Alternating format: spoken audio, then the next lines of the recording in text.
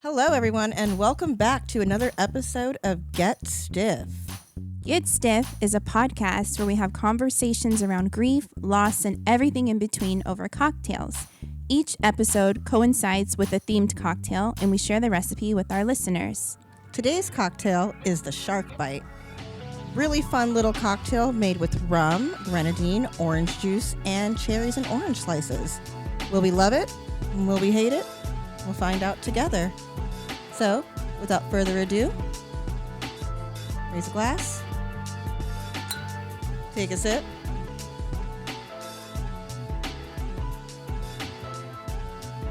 Right? That's great. And let's get into it. Wow. Super good. What? Super good. It's amazing.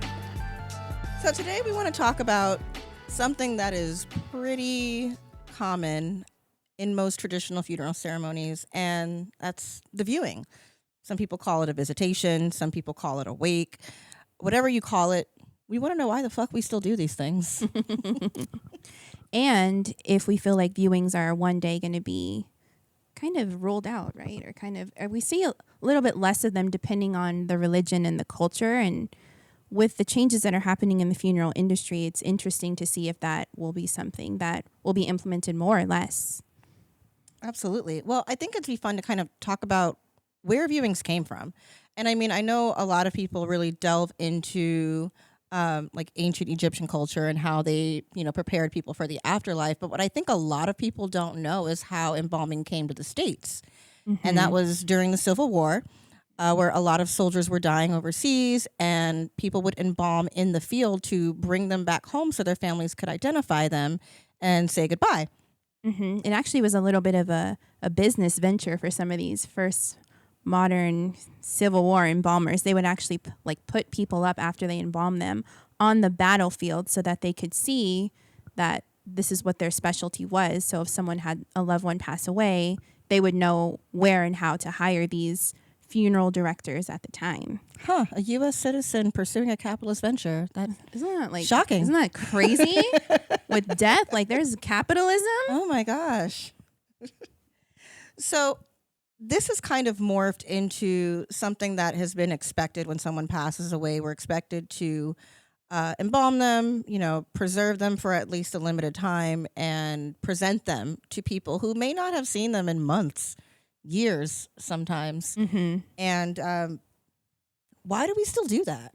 Why do you think we still do that? I think, oh my gosh, it's a multifaceted answer. I think for some people, and this is for some people, I'm not going to say for all people, it does provide a sense of reality, right? Because oftentimes people pass away and it's become just this, almost like this hidden thing. Like a lot of times death is behind this veil. And so having a viewing is kind of the closure of this chapter of this life of this person. But I mean, some people do it, some people don't. Some people are not comfortable with viewings and some people are. And it is kind of a cultural type of thing. When you say depending on culture and how things happened for families in the past is kind of what we see happen over and over again. Do you remember your first viewing? Oh my gosh, I do remember my first viewing. My first viewing was actually, and they always say, have you heard this saying, you're never supposed, the first person who you see that's passed away is never supposed to be someone you love or that you know. In my experience, the first viewing I ever went to was a Baptist viewing. And if you're not familiar with one of those, you usually will have, the service, and then you have the casket open, and then there'll be a procession to lead past the casket so that everyone can get the final viewing. The parting view is what we call that. The parting view. And I had to have been maybe around 4 or 5 years old. And my grandma decided it'd be a great idea to take me to a funeral for a woman I didn't even know. She was an elderly lady, but I just remember walking up to the casket and just being so confused. I didn't understand what it was that I was seeing. I didn't understand why this person was in this box-like thing. And I just remember asking my grandma so many questions after, what's going on? Why is this lady in the box? And it stuck with me for a while. And my grandma, be funny. I'm asking this stuff, though. Keep in mind, I'm asking this stuff at the funeral. We're still there. It's a How old were you? Like 4 or 5. This is a Baptist church. I'm a little girl in the church, full church little outfit, and I'm loud as hell because, kids don't be having any type of sense of environment. And I'm like, well, why is she in the box? Why are we here? Why isn't she moving? What's going on? And my grandma's like trying to like swat me like, shh. And that was my first experience. Oh what was yours? Oh goodness, mine is not as funny of a story. I'll keep it brief because I don't know how much my family member would appreciate talking about this, but it was a family member. It was someone that was very young.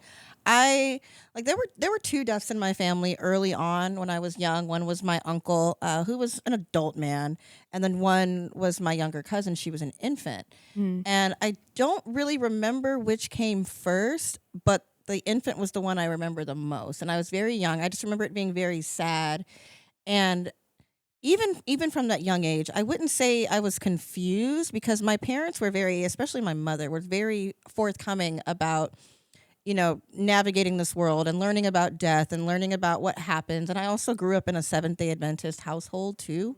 So we had those kind of conversations a lot. Yeah.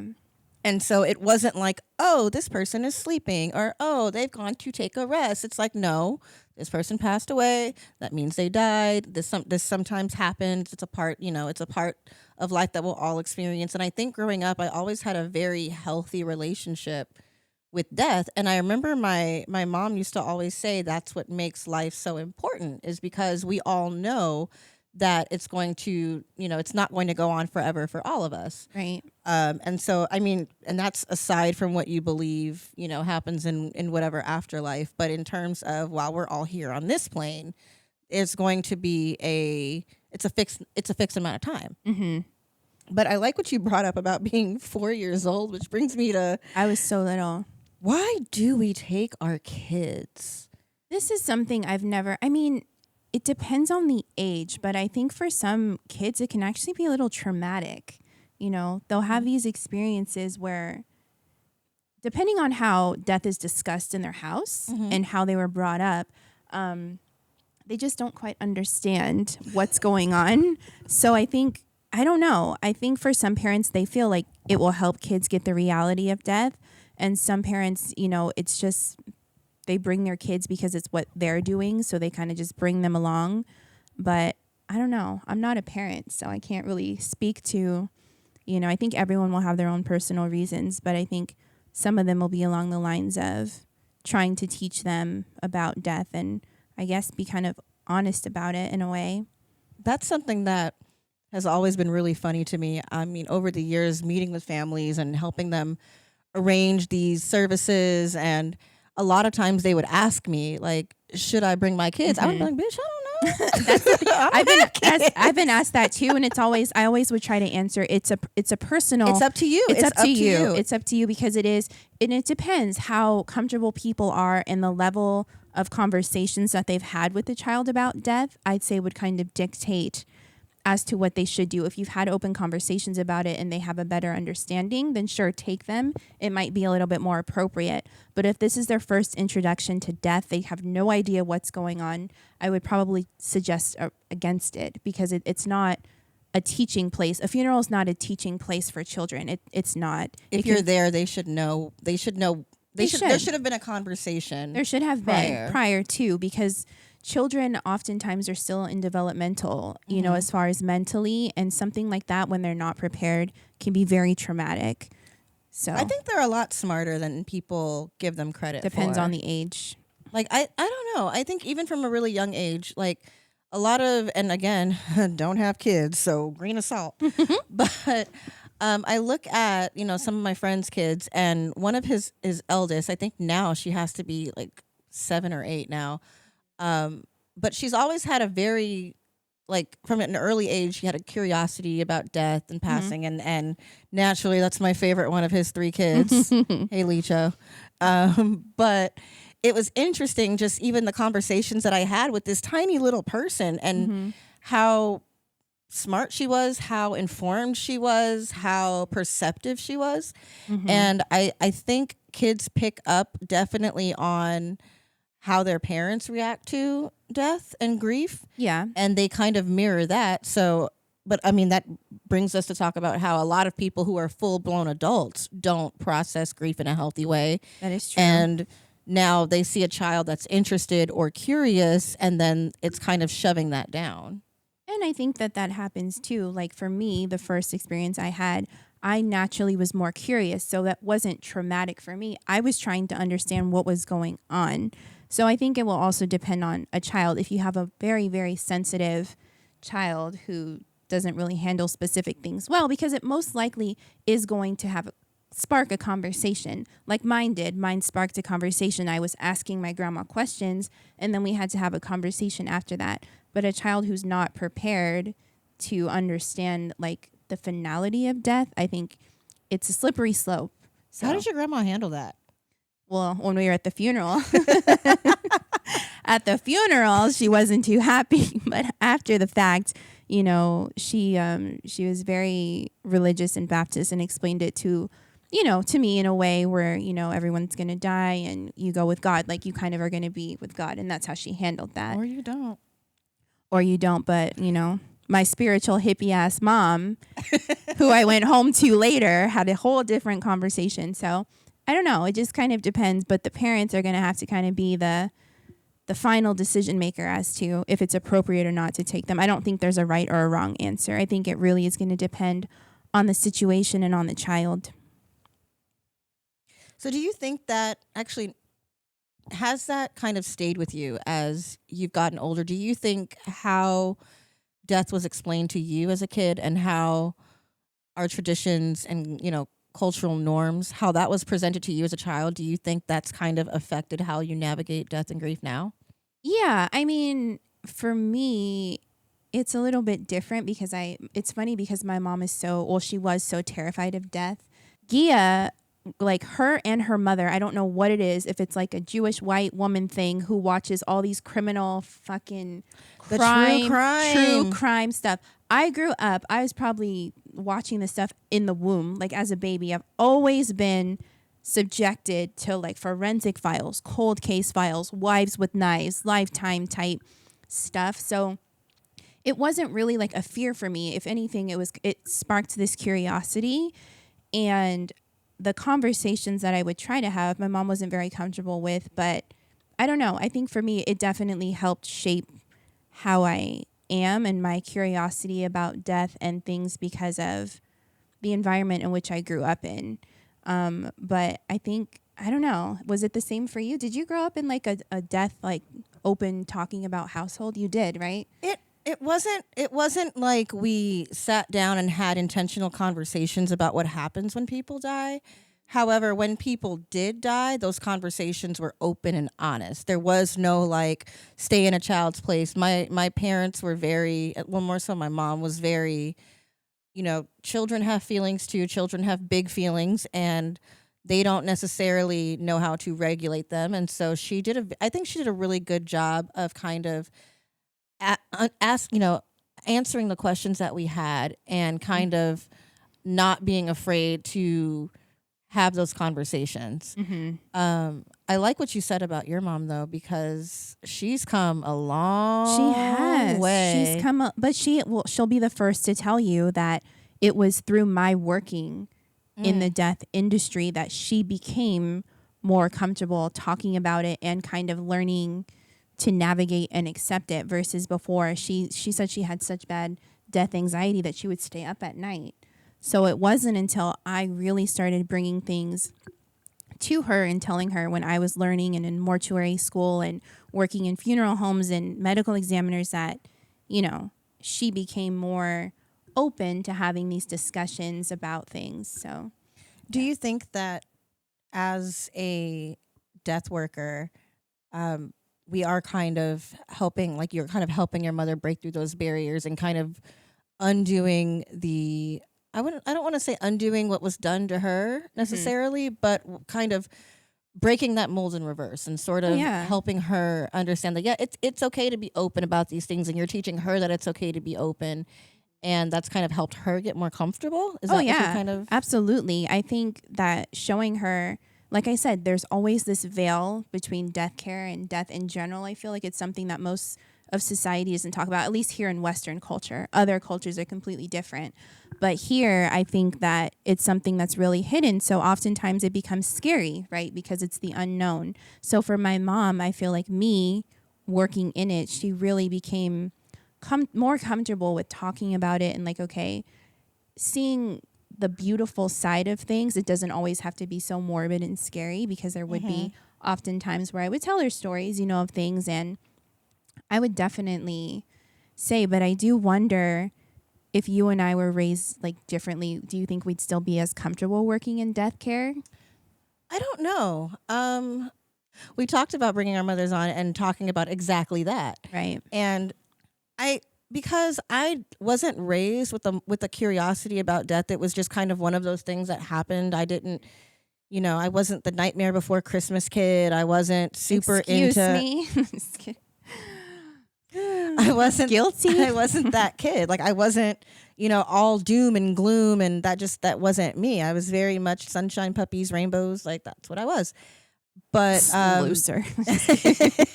Just kidding. But it wasn't until I started working in the industry, and even that wasn't what I was looking to do. It just happened very randomly. Mm-hmm.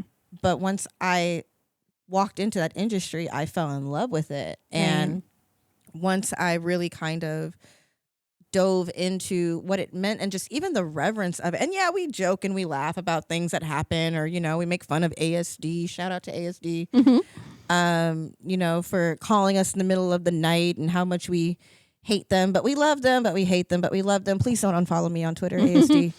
But we joke about all those things, but at the end of the day, there really is a reverence when it comes to serving families like that and helping them through something that is so traumatic and terrible, and being able to get them through to the other side.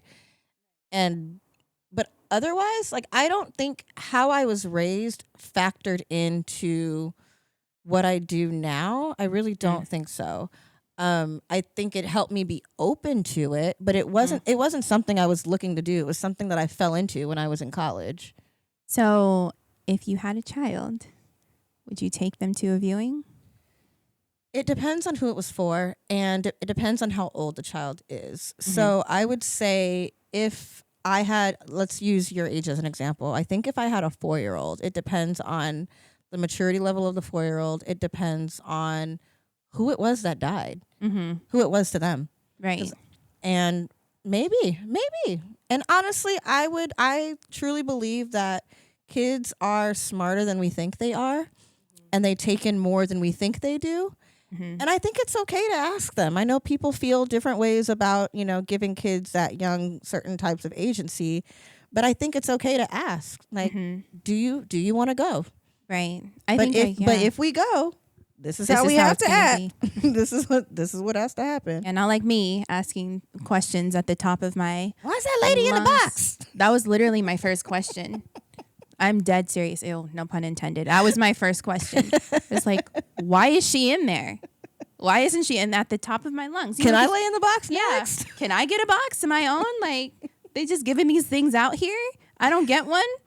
But yeah, I think that my opinion would be same thing. I would want to have, depending on my child's age, I'd want to have a conversation with them, and then from there kind of gauge how the conversation goes. And then from there, give them the option. Like, this is what you're going to expect. This is what you are going to see. If you have any questions, we can talk about them at home after we get home. But yeah, I think it would really depend on the situation, who it was that passed away, and how old the kid was, and their comfort level, because I would never want to make them force death upon them, even though their mother is a death care worker. I would never want to force that on them. So, yeah. So, do you want to be viewed? No. Why not?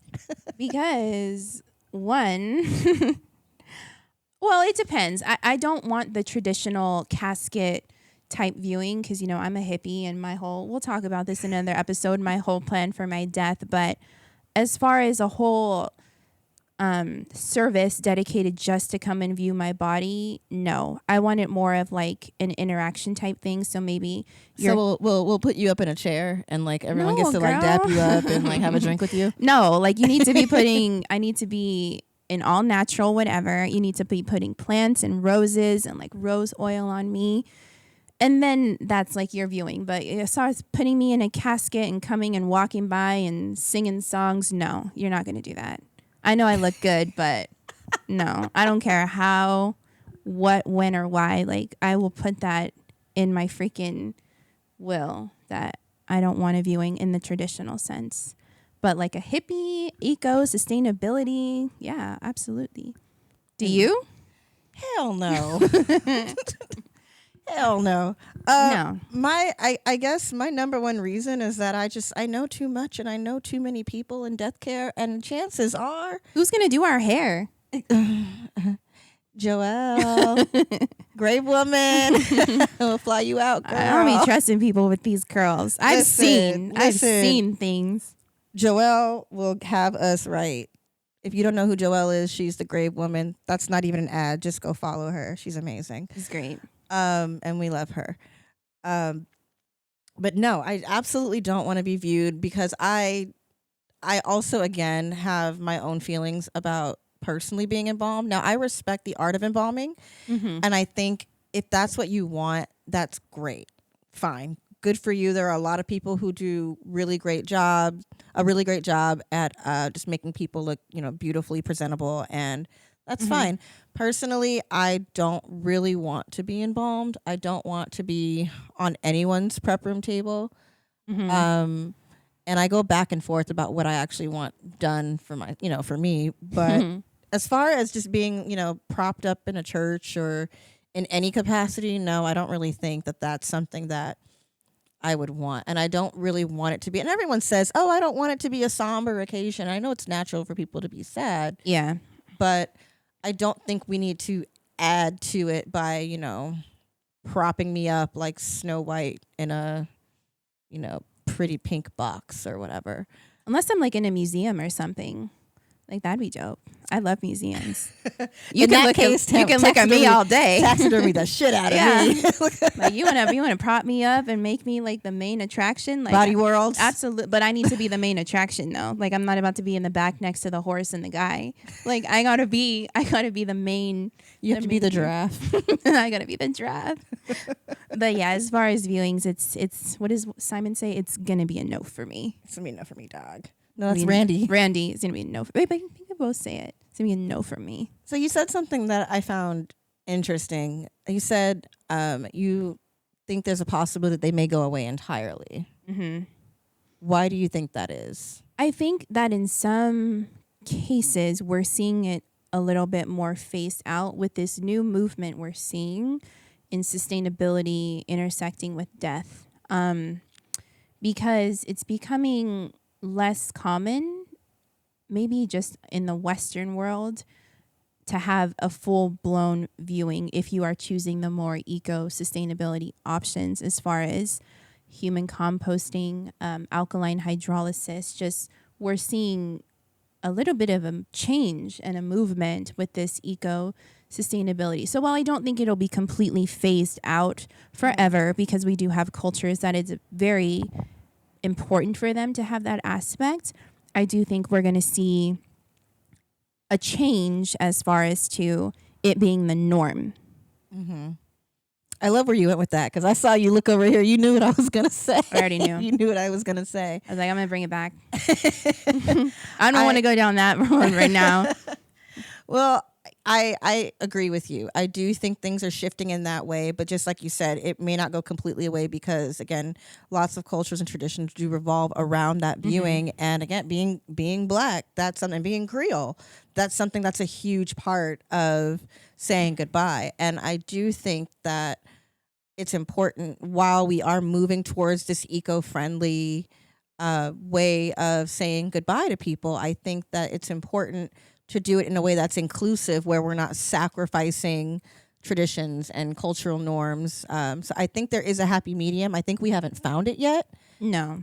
And that a lot of that has to do with because the people who are pushing this movement don't necessarily look like us, which is why we are having these conversations, because we look like us. And which is why we are making our way in this movement, damn it. Absolutely. And we will make sure that there is inclusivity all around. So I think but that's a topic for another episode. So what steps do you think that would be important to take in kind of shifting this approach to making people have more, or encouraging people to have more open and honest conversations about viewing and not doing things that they're uncomfortable with just because they feel they're supposed to? And what do you think that next step is for someone who may be listening, who has known only this traditional way of doing things? How would you encourage them to kind of take that first step and say, hey, maybe for me, I want something different? I think it depends on the person, but I'd also say do your research. I think you're going to find in a lot of funeral homes, they're going to implement their view on things. And that's another topic for discussion where they're going to give you their opinion.